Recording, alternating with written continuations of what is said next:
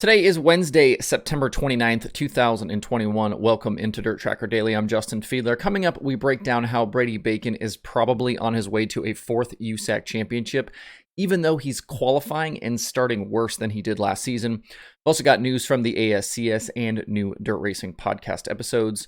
Before we get going, if you'd like a free and easy way to support what I'm doing, you can subscribe and follow the show and leave me a review on Apple Podcasts or wherever you watch or listen. That will ensure you don't miss future episodes and will also help others find the show as well. You can also follow at DIRTRACKR on Twitter, Instagram, Facebook, and TikTok. And DIRTRACKR.com is home to a bunch of cool dirt racing content, including analytics, updated news, and a lot more. Now, let's do this. When you do a podcast or show like mine, it's easy to get caught up in wanting the episodes to be viewed and downloaded as much as possible on a daily basis. I obviously put a bunch of work and time into them, and the hope, obviously, is that people see the value in what you're doing and tune in every day. But that can obviously become a really bad trap. Over the past year and a half and now 415 episodes of The Daily, I've learned that certain things and certain topics are just going to move the needle. Two that come to mind right off the top of my head are driver and team changes and almost anything involving Kyle Larson. Talking about those two things will almost certainly guarantee views and downloads of the episodes. But as easy as it is to get caught up in this kind of death spiral of chasing views, I'm just not going to play that game. I'm going to talk about the things I find interesting, hopefully keep providing insights and context to the dirt racing that we all watch on a regular basis. And in saying that, I know that when I inform you that I want to talk about Brady Bacon today and his sprint car season to date, a lot of you will probably turn the show off.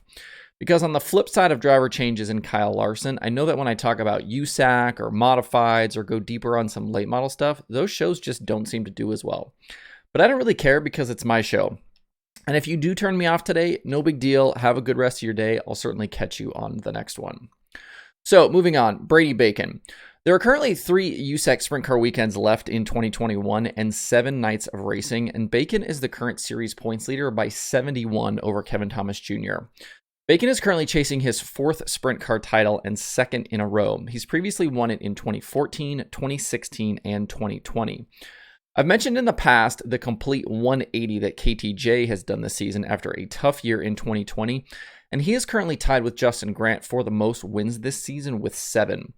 Bacon hasn't won nearly as often this season as he did last, but he still managed to outpace his competition in the standings, including the resurgent KTJ. The beauty of building out the analytics section at DIRTRACKR.com is we're able to spot trends and compare drivers much easier than was possible in the past. The kind of numbers and stats available on the site are things you just couldn't find publicly anywhere else, and using these numbers we can start to understand where Bacon is besting his fellow sprint car competitors. When looking at Bacon's driver page, a few things stand out right away about his 2021 season.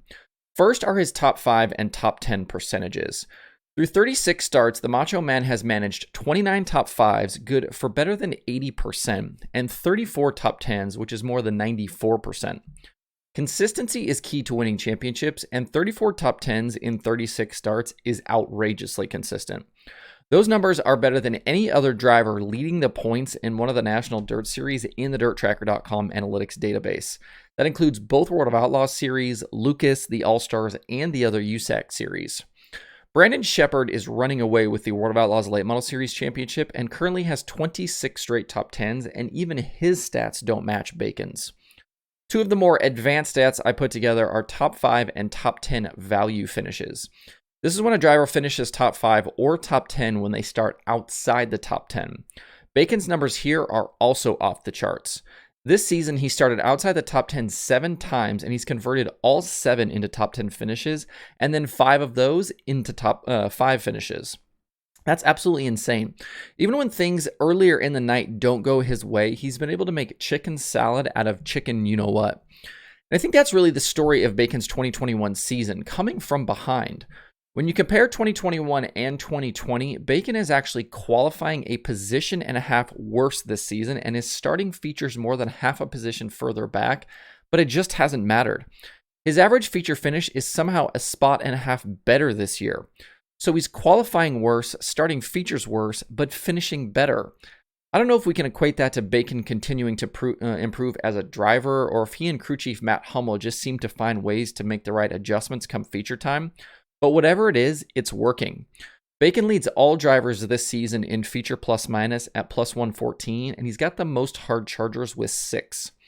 This ability to come from behind is a bad sign for guys like KTJ here down the stretch, because even if Bacon has issues, he can fight back from them.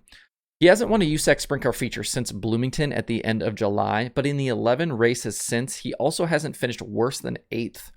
With 7 nights still left in the season, 71 points isn't a super big margin, but if he continues racing like he's been, it will be very difficult for Thomas or even Justin Grant to catch him. I still don't understand why he doesn't get more recognition nationally, but we won't open that can of worms again. If you'd like to see more numbers like these, visit DIRTRACKR.com/analytics. And if you're in the analytics section of the site and you notice there's a few things missing that have been there in the past, don't worry, they will be coming back. I'll have more on that in the coming days and weeks. The Short Track Nationals were supposed to be at I-30 Speedway this weekend in Arkansas, but a poor forecast has forced track and ASCS officials to postpone the weekend. The big event for 360 sprint cars will now take place October 21st through October 23rd.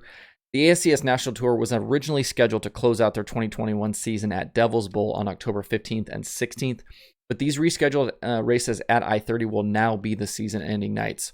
So still 4 race nights left in the season. The order is just reversed. Devil's Bowl on the 15th and 16th, I-30 on the 22nd and 23rd. Blake Hahn currently leads the National Tour standings by 60 points over JJ Hickle, so this championship isn't quite wrapped up just yet. For more details on the announcement, visit ascsracing.com. It's Wednesday, so that means new Dirt Racing Podcast episode day. Wing Nation has David Gravel and Brian Brown. Loud Pedal has Chris Wyndham. The Rigsview Report has Jimmy Mars. Passing Points has Spencer Baston. And there are new episodes of Stick Signals, The Dirt Reporters, The Dirt Nerds, and Wednesdays with Wayne.